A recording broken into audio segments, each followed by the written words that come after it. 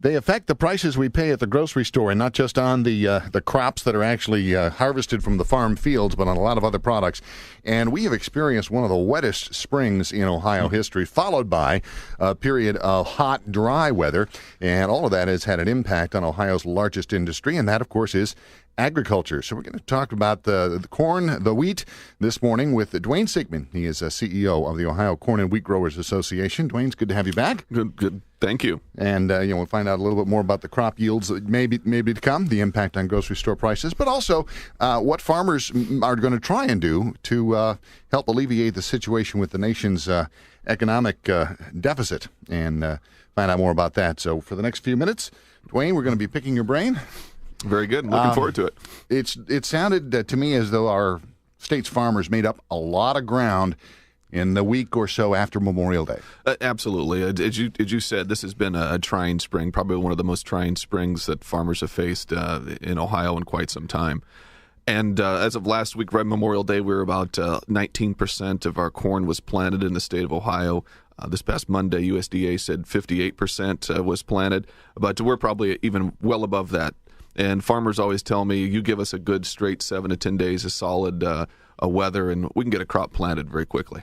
That is technology at work, isn't it? Oh, absolutely. The efficiencies, the equipment, they can move, and they're working 20-hour days.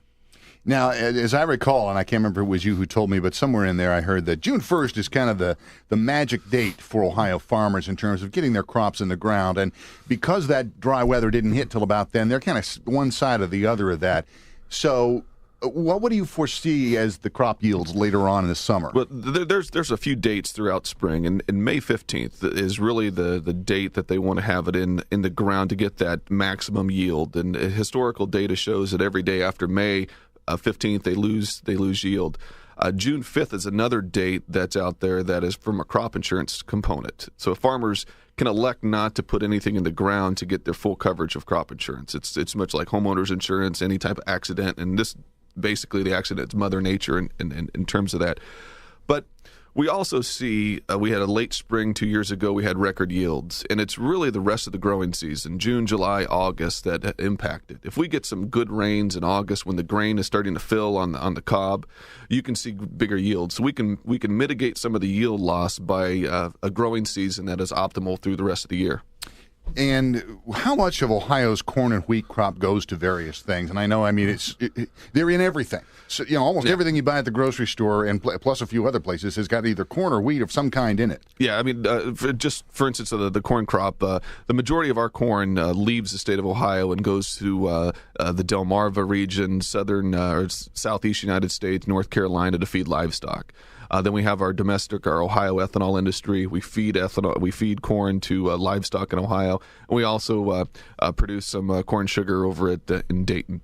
All of these things going into various products somewhere along the way, except for the ethanol, it makes it to the grocery store, though, doesn't it? Absolutely. And wheat is very similar. Our wheat in Ohio is not used to produce bread. We actually import wheat in for our mills to turn it into flour to make bread. Most of ours are cookies, cakes, non-leavened goods, communion wafers. 80% of all communion wafers are made from Ohio wheat. And then we do export wheat to the Middle East. Egypt is one of the largest users of soft red wheat. Okay. And soft red wheat is the type that is commonly grown in Ohio? Yeah, that is correct. Yeah, okay. It's a lower protein type of wheat than you'll see out in Kansas. Okay, very good. I think the last time we were here, we kind of talked about the ethanol industry and the impact that it was going to have, and we were predicting then the demand for corn, not just here in Ohio, but across the country, because of ethanol, was going to drive up prices of corn, which, of course, not only impacts corn, but also corn syrup, which is in so many different products. Now, where do you see that now that the year has progressed a little bit, the gas prices are where they are now? How much of an impact does the ethanol industry have on the price of corn? Well, it does have an impact, as much of an impact as exports and actually livestock. It's just really any demand driver, anything that uses up corn is going to impact it. The weather has also had an impact on price. You still see a lot of speculation on, okay, you've got rain in Iowa. Okay, the price, if the corn's not in the ground, the price of corn's going up. The market's going to signal that it's going up. And so it's still going to have an impact. Ethanol is remaining strong. We're not seeing a growth of the industry. We're not seeing the elimination of the industry because the fuel ethanol is trading about 80 cents to $1 less than unleaded gasoline. So it's an economic benefit to have that fuel as an option. So tell us a little bit then as you talk to your counterparts across the country. I mean, there's high water in Iowa. There's flooding in North Dakota. Yeah, everybody's got weather problems this spring as usual. What do you foresee later on this summer and then even into the fall as far as our prices go, our food prices go because of farm yields? Well, the USDA was projecting that the United States farmers would plant about 92 million acres into corn this year.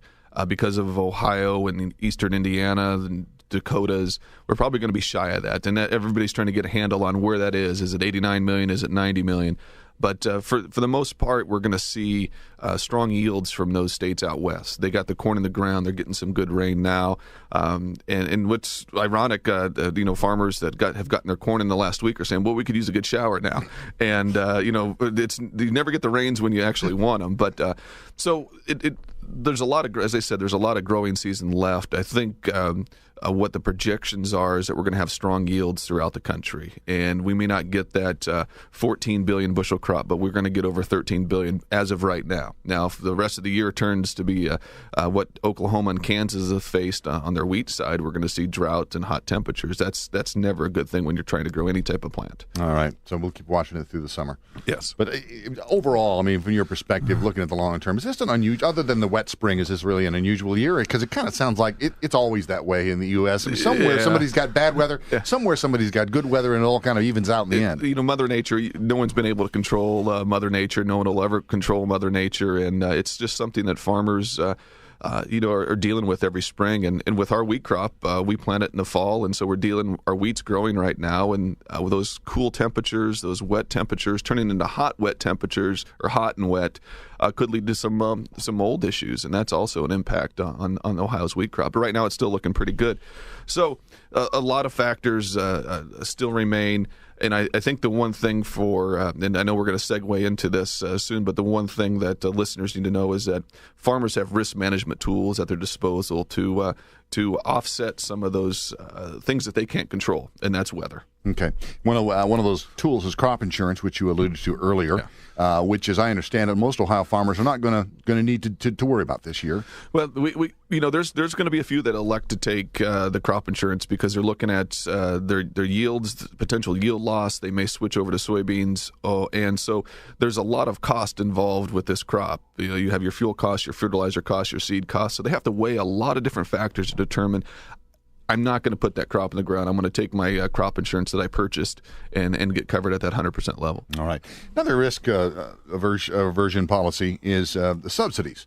They've been with us a long time. We've talked about them before.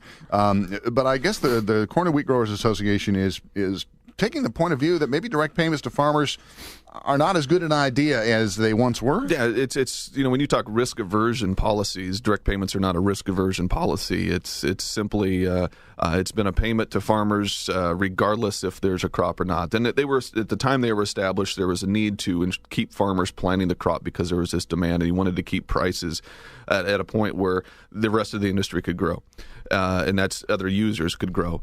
But at this time, our farmers have said, we got a budget deficit. We want to balance the federal budget, and we need to look at our inefficient programs as well. And we need to look at those. What are those programs that are better risk aversion programs that can protect us in these unforeseen times? And crop insurance is a big part of that. We want to move away from direct payments. We want to take those and buy down or move down the debt. Move to a stronger crop insurance, to a revenue-based approach that when there's a loss, that's when farmers need assistance. And that loss based on not a business decision that they've made, but weather and not being able to get a crop in the ground to produce something to feed the world, fuel the world. Is the difference being that rather than simply send subsidies or send direct payments to farmers year in, year out, regardless of the weather or the loss, you got that money and you've invested it like any other insurance policy or insurance company would do, so it's kind of earning money when it's not being used, and so then it's available when farmers need it? We haven't gone that far. There's a lot of concepts being thrown around right now.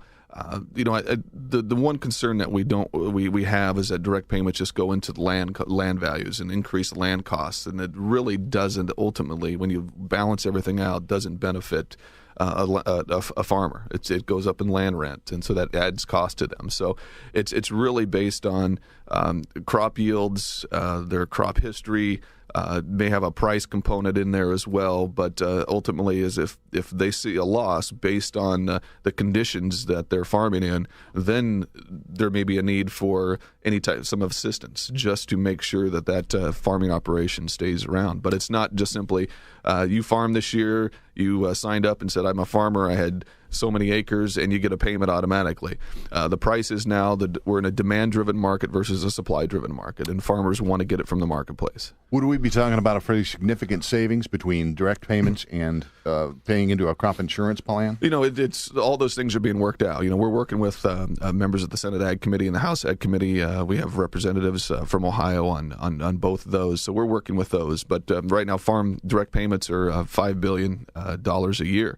And so we think there's a large portion of those could be eliminated, pay down the debt, and then look at what the crop insurance program would cost. Is this separate from the budget? The Farm Bill is separate from the budget, yeah, or is this part of it? Well, there's always talk. I mean, we've seen the House budget eliminate some farm programs. The Senate's talking eliminating farm programs. The administration's talking about eliminating farm programs. So we're assuming that farm programs are going to be going away, and we feel that we need to reform. And I think our challenge to all the other sectors of the economy is look at the inefficient spending. This country can't get on the right track if we just start protecting our own interests, because there's so many interests out there. Everybody needs to look at their programs, inefficient programs, and we see this as an opportunity to reform and make the programs better, make them so they don't impact the budget and they don't impact taxpayers they did, but they also are offering some sort of protection for those industries that may need it for those events that they can't control. The way I remember it is that the direct payments were there to keep the prices relatively, prices at a level where the farmer could continue to stay in business without driving food prices up through the roof. It's a little bit of that. What direct payments were in 96, and it was really a market transition payment. So it was 96 Farm Bill was freedom to farm, and these payments were market transition payments. It was to move farmers and agriculture off of federal programs, and then prices stayed low. And when farmers try to determine what crop they're going to plant, and when corn's traded at $1.50 and you're looking at your cost of producing is over $2, you're not going to plant that crop. But we needed that crop. So that's what direct payments essentially said, hey, you're going to get a little bit extra here to mitigate that difference between the cost and what you're going to get on the market price, and that guaranteed that those crops would be planted. So that's a very simplistic way of looking at it. But the farmer would get $2, but we would only pay $1.50. Yeah. So the price of the corn at the store wouldn't go up. Is that right? No. Right? And sweet corn's a whole different animal. This is all field corn. So at the store, we're not selling field corn at the store. That's right.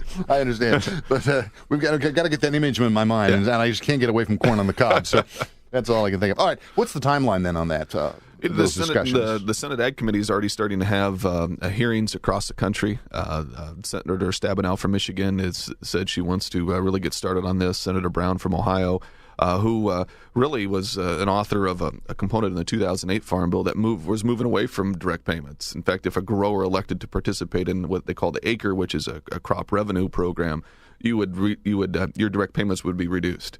And so we're taking a look at and working with Senator Brown and saying, how can we strengthen that to make it stronger so we don't even have to rely on these direct payments? All right. The very latest from Ohio's farms, from Dwayne Siekman, CEO of the Ohio Corn and Wheat Growers Association. Dwayne, it's good to talk to you again. Hey, thank you again. Find out more about the organization. Keep up on the latest at their website. It's ohiocornandwheat.org.